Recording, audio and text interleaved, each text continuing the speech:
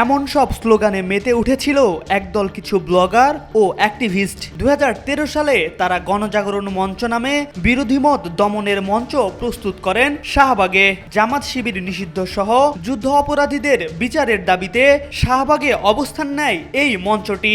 এই মঞ্চকে ব্যবহার করে সরকারের রাষ্ট্রযন্ত্রকে চাপের মুখে রেখে নানান বিতর্কিত কর্মকাণ্ড পরিচালনা করেন হাসিনা সরকার। অনেক রাজনৈতিক বিশ্লেষক শাহবাগের এই আন্দোলনকেই হাসিনার ফ্যাসিবাদী শাসনের ভিত্তি হিসেবে আখ্যা দেয়। সেই শাহবাগেই গতকাল উদিত হয়েছে নতুন সূর্য।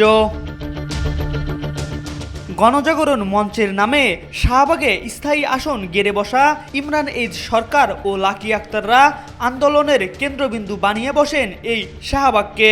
এখনও তাদের নিয়ে রয়েছে নানান রহস্য। তবে 5 আগস্ট জুলাই বিপ্লবের মধ্য দিয়ে দীর্ঘ 16 বছর হাসিনা সরকারের নির্যাতন ও নিপীড়নের অবসানের পর পাল্টে গেছে দৃশ্যপট।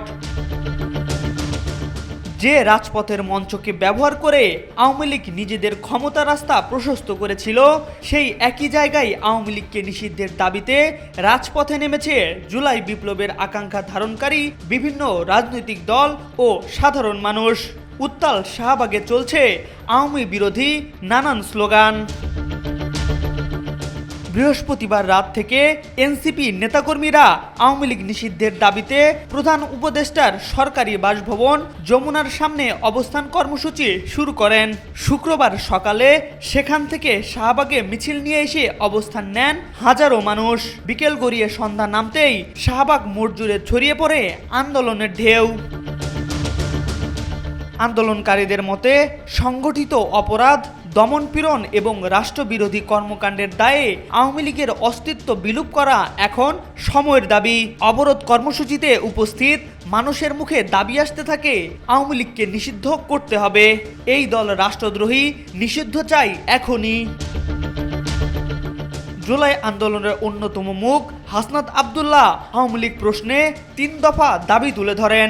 1. আওয়ামী লীগের যত সহযোগী সংগঠন আছে সব সংগঠন সহ আওয়ামী লীগকে সন্ত্রাসী সংগঠন হিসেবে নিষিদ্ধ করতে হবে।